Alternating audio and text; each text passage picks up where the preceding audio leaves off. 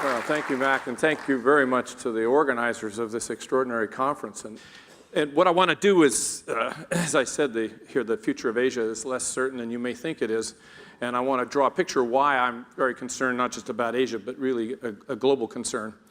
But I want to start by looking at sort of the geopolitical narratives that we get out of Washington, and I must say out of Beijing and Delhi and other places, and how the people look at the world and suggest that maybe that either it's an insufficient view or the way the world is going to play out, it's going to play out differently with if we go into kind of a geopolitical approach to dealing with each other.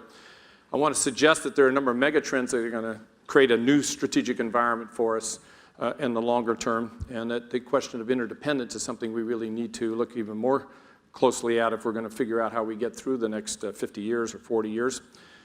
Finally, I think the US-China relationship is really key to the future and how we manage that, and I'll explain why. So I think this geopolitical narrative, if you've obviously heard some of it this morning already from others, but it's sort of the notion that the rising power and the established hegemon, you know, it's sort of the tragedy of great powers. They got to go to war with each other, you know, it's just the way it works. You know, this is the narrative of Germany and Japan and this notion. I don't think it's inevitable, but I think that's one of the narratives, and that's certainly one of the great concerns. And this approach to the world really focuses on balance of power, looks at, you know, rising GDP, and looks at military capabilities, growth rate, population, alliances, and all these kind of measure where people stand in a balance of power, and the main concern is maintaining or improving your position in the balance of power. And this is a very traditional view. It's held, as I said, and widely influences policies in the major countries and elsewhere. I think if we pursue this too far, there's, in the kind of world we may be facing that I'm concerned about, that could lead to very much a zero-sum competition world, certainly trumping any kind of win-win, positive-sum cooperation.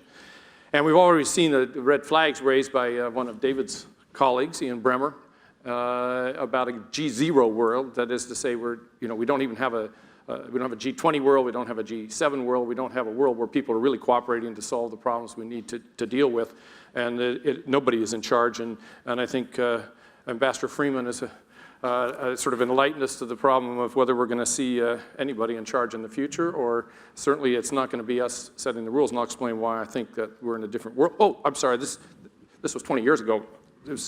I'm on the wrong decade here. It's not the coming war with Japan, it's China. Oh, I got that wrong. You know, somebody screwed around with my PowerPoint here and stuck that in there. And we see the narrative here, and how we're gonna fight China, and all this stuff is very much what's on the minds of many people. Here we have a Chinese view of the U.S. military encirclement of China. And then you have Mao whacking back at Uncle Sam there with the yuan versus the dollar, got to get some leverage back. But it's the kind of narrative that I think is very common here. It's influencing a lot of decision making. And I'm not saying it lacks all truth, but I think that it's going to be a different world in which this narrative will play out in any case, and perhaps lead us to another narrative of how we're going to deal with the world. So I want to look at 5 megatrends. There are many others. I won't look at pandemics and terrorism and proliferation and the usual non-traditional security issues. But here's the ones I want to look at: the demographics, of what I'm calling for slogan, the 3 billion. I want to look at the shift in wealth and power from west to east and west to south, which has already been mentioned. I'll just put another context around it.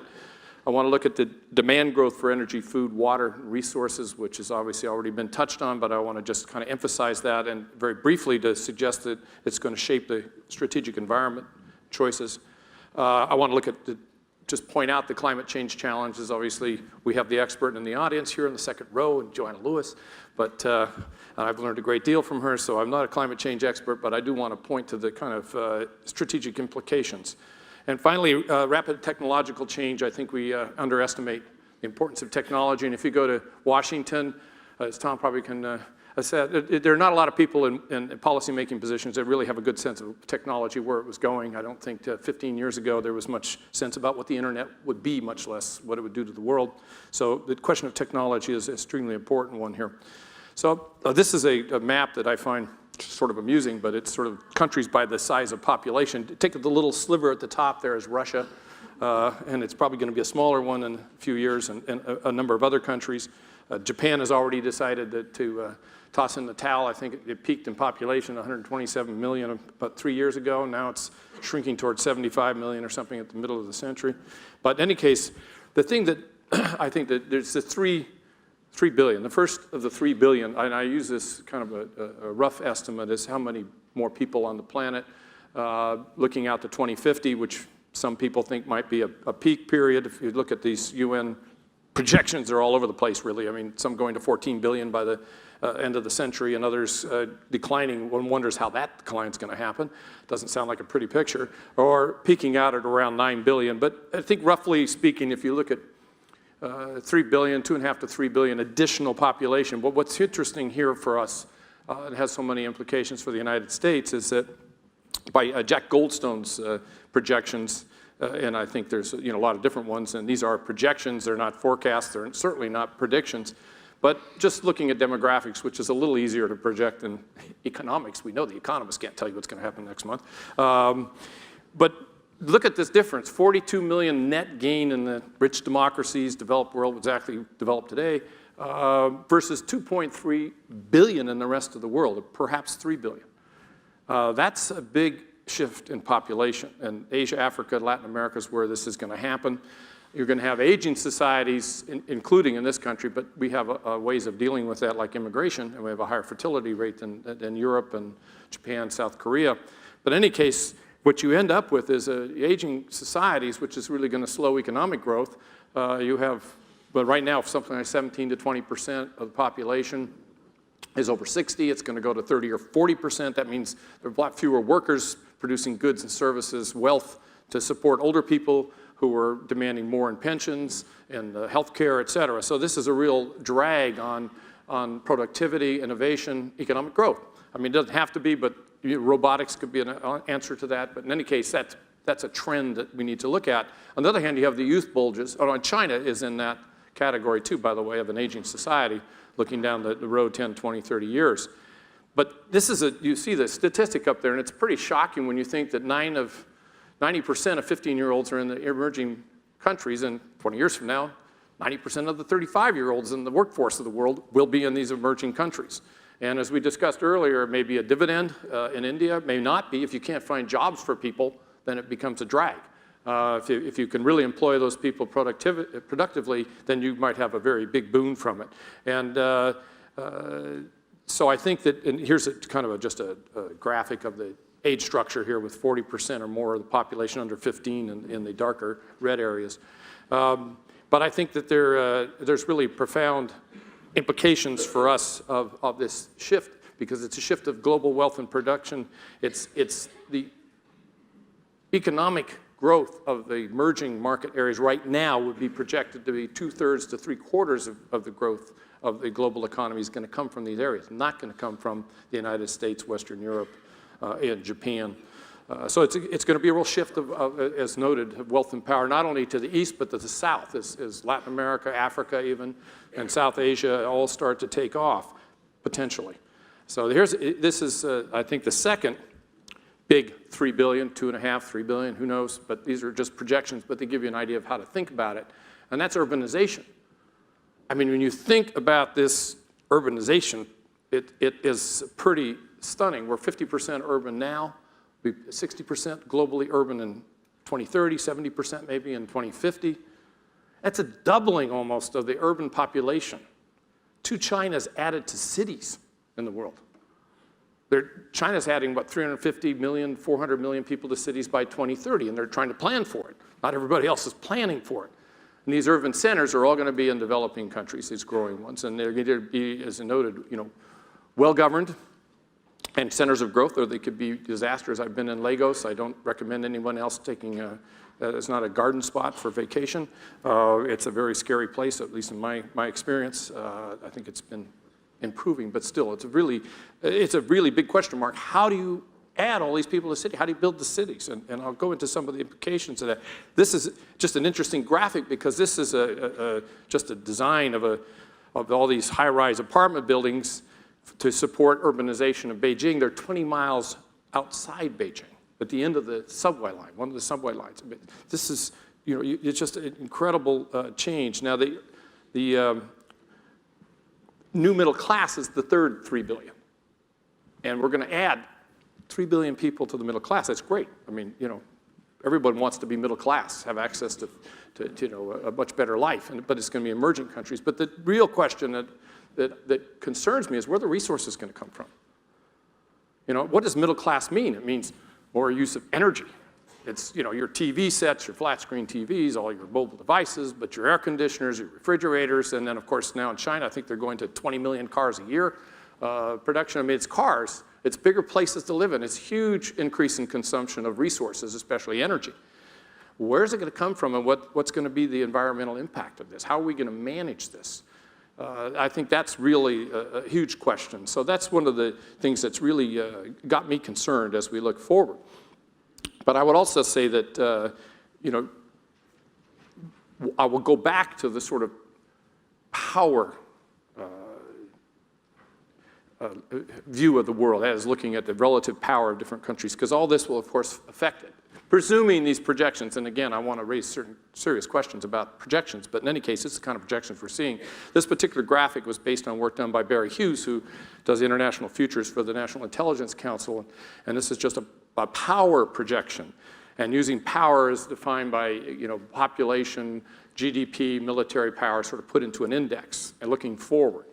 But if you take this, you know, even relatively seriously, the non-OECD countries, that's China, Japan, and all the countries are not in the OECD, which is the developed countries, the United States. And look at the power differential going out to 2060, double the power of the OECD. Look at China's ahead and India of the United States. Again, I wouldn't take these too seriously per se, and here's another attempt to look at it by Barry, that looking at Goldman Sachs has its emerging 15, which is the BRICS plus 11, and this is a power index looking out to 2030, with the green being the emerging 15 and the blue the OECD. Similar kind of thing, and then if you make it the emerging 22, it's even greater discrepancy. So I'm not, and then here's GDP growth, same kind of thing where you see this vast growth of China, which we talked about earlier. So if these are all power indexes, it's a different world. And I think how it works out, we have a very different world to deal with.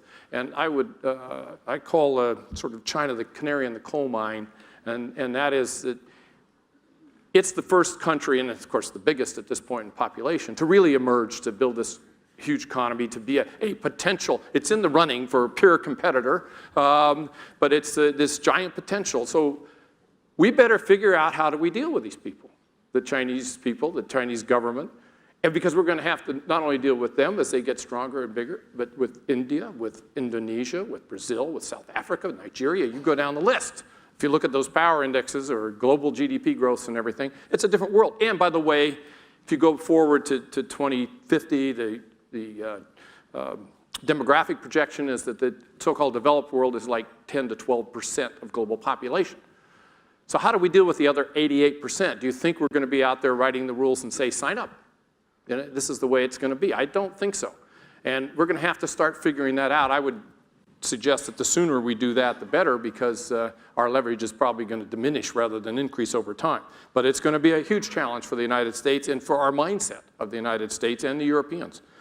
Now, just briefly, let's look at energy demand here, because energy is going to grow by, well, 50%. Who knows? This is a projection out to 2050 with China, as we've already seen from Joanna.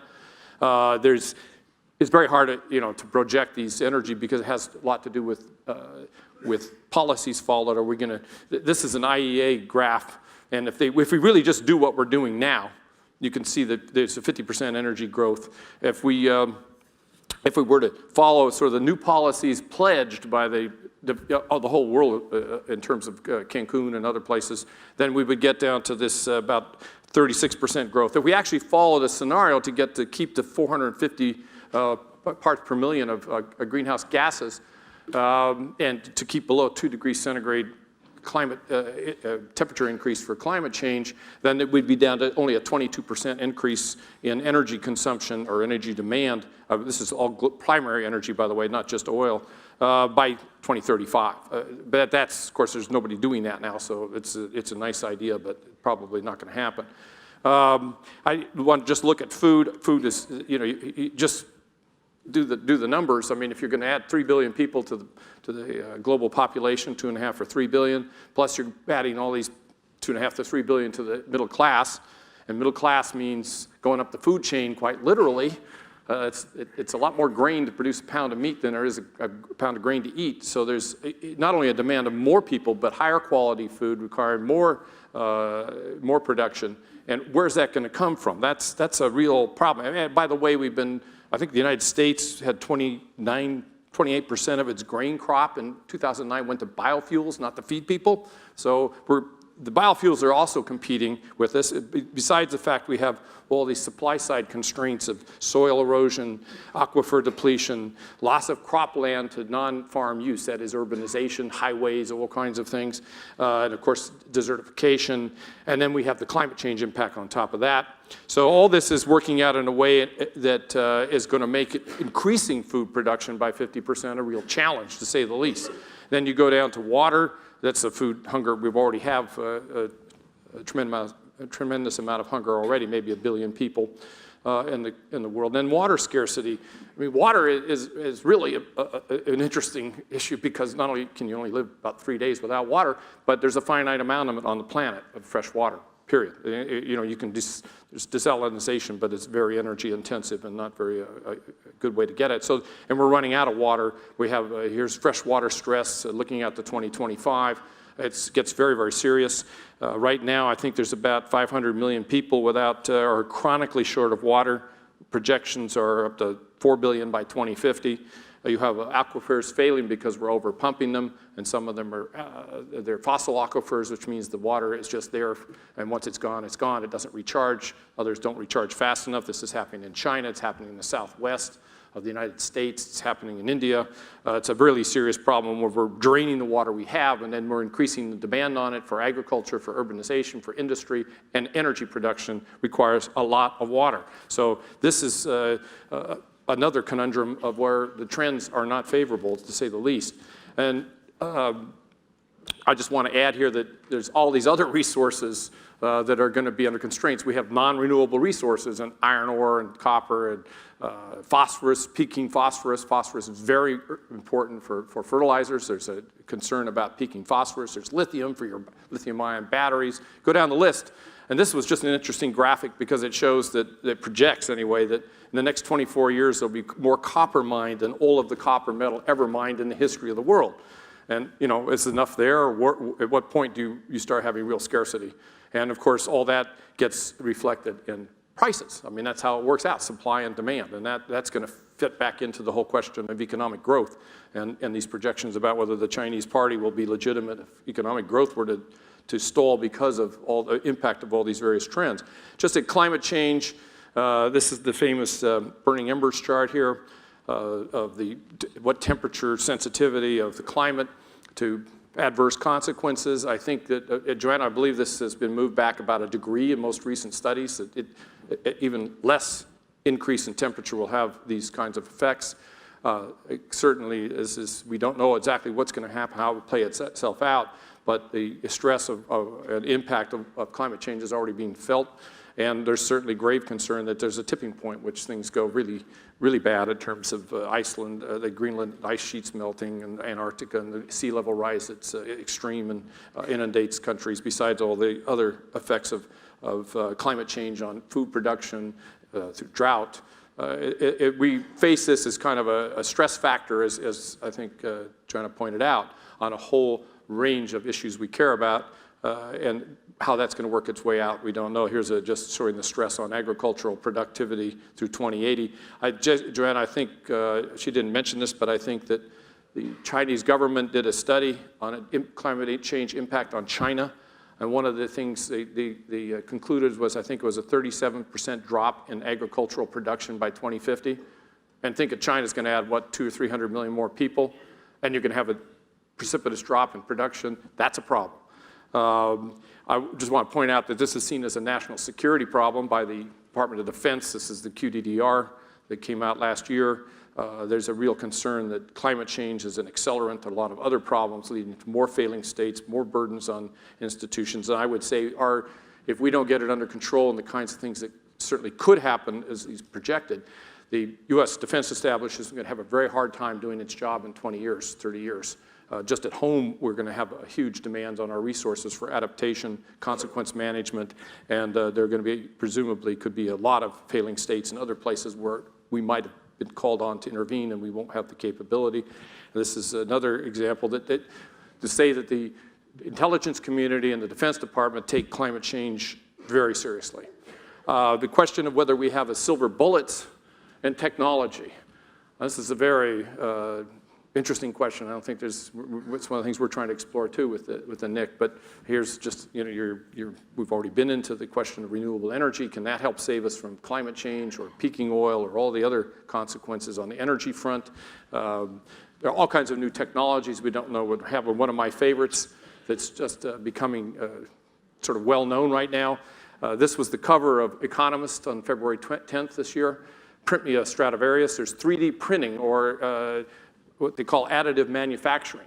And this is something that's not come in the public consciousness very much yet, but it's a new technology where you literally, like an inkjet printer, you lay down layers, but on top of each other, whatever it is you want to make. And EADS is working on making wings. Boeing's using it for titanium parts. People are building houses with 3D printing. This could be a manufacturing revolution that would be just astonishing consequences. And in Boeing, when they made titanium parts in the past, they had to cut them out of molds and everything. By using 3D printing, they cut down waste 90%.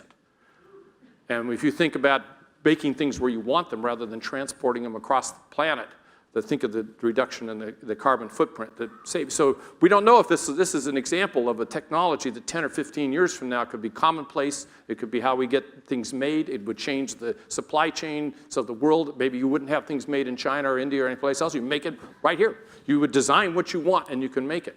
So this is who knows if this will really take off. This is the kind of technology, though, that could have a profound impact on the world and change everything. But more importantly, if you look at the factors we talked about, food, water, energy, climate change, can we marshal our technology to deal with the consequences or to greatly improve our productivity and use of resources? McKinsey had a wonderful concept they called carbon productivity. And it was trying to turn a negative into a positive. Instead of talking about, oh, woe is me, I've got to reduce my carbon emissions and therefore do less or something. It's the idea of more, I want to get more carbon out of my GDP than you do. I'm going to get more production out of the amount of carbon I produce. Well, let's say do that with water. Let's do that with agriculture. Let's find ways to produce more with less, to solve and address some of these problems, much less try to head off the trajectory of climate change or global warming. But in any case, we don't know how that will be, and I just want to point across, of course, we have the other side of the poison pills of technology, of certainly cyber meltdown and cyber warfare. We talked about it a little bit, certainly a great threat. And bioweapons, obviously we still have nuclear weapons, but who knows what kind of things could be done by technology. And of course now we have super empowered individuals or groups that can marshal technology in a way to cause huge havoc in the world. So all these things are great uncertainty. So what does it really mean? I think partly we're just in uncharted territory. We're facing uncertain outcomes.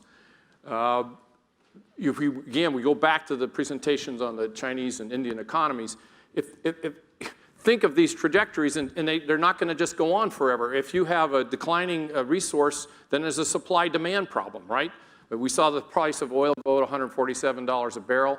On the longer term, are we going to be able to have the production to meet the demand? Much less will there be efforts to try to go off of fossil fuels. And food production, we're already seeing the highest prices now, another big price spike, but maybe that's going to be a long-term trend. And water's going to be the new oil. How is this going to play out in trying to continue to grow in China, India, and of course the rest of the world?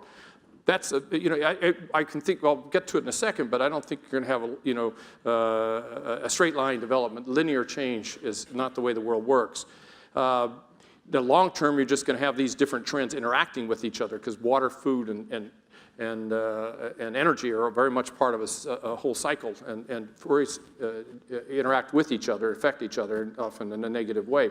So these could go two ways. I mean, that's really what this is about. We go back to the geopolitical thing. We have diminishing resources. We're going to go have wars over them. We're going to go fight for them, or get kind of a zero-sum global economy as maybe the global economy starts to shrink because there aren't the resources to meet the growing demand. I don't know. But I think that this is the really big question now, and we don't have the effective global governance institutions in place. I did a study with the National Intelligence Council on Global Governance 2025, looking at the long-term trends and then saying, here's the trends, do we have the institutions in place to do it? And I don't think we do. The G20 is kind of stalled after having done well in 2008. The UN has its limitations. We have the G8, the G2, whatever. But I would suggest we need to move away from what I think Richard Haas made a very good point. In 2003, he commented, we have to move away from emphasizing balance of power to emphasizing pooling of power, putting our power together to solve problems. To make a concrete example would be our pooling of our naval power in the big pool of the Gulf of Aden to try to deal with piracy. So there are precedents for that. But I think the bigger point is that interdependence is a reality whether we like it or not. China and the United States, in my view, are stuck in the same boat whether they like each other or not, and we face common threats that they just can't solve alone. Responding is going to take tough choices to be made. We see the real reluctance of the US Congress to address the problem of carbon. There's going to be, in every country, trying to make any sacrifices to solve a common global challenge is going to be tough. It's going to take a lot of leadership. I think the United States is going to be key, but can we get our economy back on track to do it, and are we going to exercise the leadership? It's uncertain. As I said, I think the US-China relationship is key to the future, and I'm looking at the time winding down here and know that there's a guy with a hook over there. He's going to come after me in a minute, so I got to be quick. So I want to just look at the US-China relationship. I'm sure we'll talk a lot about that. We already have, and we'll talk more in the question and answers. But we do see another side of this that both leaders have talked about. We're in the same boat on these global challenges. So it's a recognition of that, and can we deal with it? And I want to point out this is a very interesting study done by McKinsey for the National Intelligence Council. The key point here is that they're looking at scenarios for the global economy just out to 2020, 10 years. And they're looking at whether or not if we stall and China stalls, there's not real growth in the global economy. We get a $55 trillion GDP globally in 2020. And if we go to the best case outcome where we start to really grow, we deal with our debt deleveraging and all that, and the Chinese start to really boost even more their domestic consumption, we rebalance the global economy, and the US and China work together very carefully in promoting the global economy, we get a $78 trillion global economy. $23 trillion difference, the equivalent of the US, Chinese, and Indian GDPs. So the consequences of whether we work together or not, and we get our own act together, are huge for the global economy and for the world. The world needs us to succeed. We need China to succeed. They need us to succeed economically. And there's a lot of people in both countries with we want to see them fail. But it's going to affect your own economic and health and your security. So I want to just end with a quick note. This chart this is a fun chart. If you can make any sense out of it, good luck. The point is this chart is simply to say all these things are interconnected and affect each other in a way that it's an extremely complex system of complex systems that leads to unpredictability. And these are human systems and physical systems. And this is actually the way the world works. I have suddenly things change, right? Rather stunningly. I have a saying, mine is that things stay the same until they don't. And I think that's really the way the world actually works, is you don't have linear change. Things just keep on moving. They do until they don't anymore. And we had 2008, we saw that that's the way the financial system of the world worked. We saw that happen to the Soviet Union. It decided to default. We won't call that an American victory. We'll just say they defaulted. And you've seen that in many other crises, the fall of the Berlin Wall, all that sort of thing. I would just add here, can I take 1 minute? Well, I mean, I've been down to zero, and I don't know the consequences. There could be some terrible thing that happens to me. But this is going to be the optimistic scenario. Right? Well, no, this isn't the optimism, but I don't. This is, for those of you who've dealt with complexity theory and all, there's the notion that comes from Lorentz about the flapping of a butterfly's wings in the Amazon could lead to a tornado in Texas. And just the idea that small perturbations, in fact, in a climate model, would produce a huge impact and outcome. Now, that seems very implausible, but actually, and there's a similar idea what Per Bach talks about with sand piles, that if you start pouring sand down, by bit by bit, it'll naturally form a pyramid or a cone, I should say. But then there's a point at which one more grain of sand will just make the whole thing collapse. And you can't really predict when that happened, but that complex system holding it just shatters. So my point is, if you look at, and I want to get his name correctly here,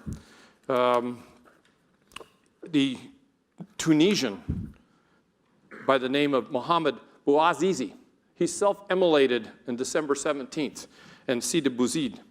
And it led 28 days later to the fall of a 23-year-old dictatorship. It sparked the uprising in Egypt, and so we say changes in the weather are still rippling through the Middle East. The butterfly wings flapping of this one guy in Tunisia have set off a hurricane, a tornado. And that is, I think, in fact, how much of world change takes place.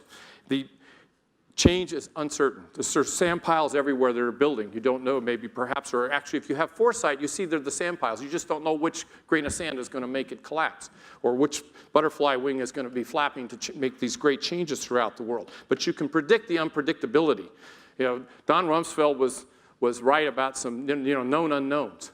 You don't know when it's going to happen, but you know these things are not going to be just in a linear pattern. They're going to just go straight forward and forever move upward, just like the stock market. So I think this sense of uncertainty is very important to build into how we think. And we can have foresight about what are the forces at work. What are the sand piles that we have to worry about? What are the butterflies? What are the black swans in Nassim Taleb? You can't know when they'll happen, but you can prepare to deal with them. And you can build resilience. I'll give you an example of something that you would do. For example, if you're worried about bioterrorism or pandemics, you build a really effective, robust public health system.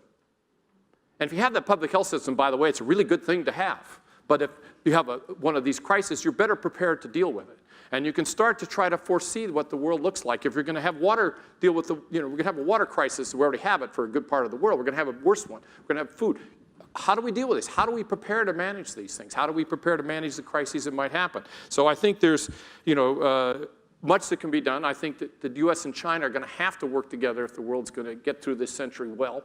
And it's going to be increasingly an imperative and a necessity, hopefully perceived. I think it tends to be perceived at the very top, and it's the bureaucracies down the world that if you want to make F-22s, you got to have an enemy, and the Chinese have their counterparts looking for the same thing, as I think was pointed out yesterday by Chaz. So I will end with one final comment. I'm not pessimistic.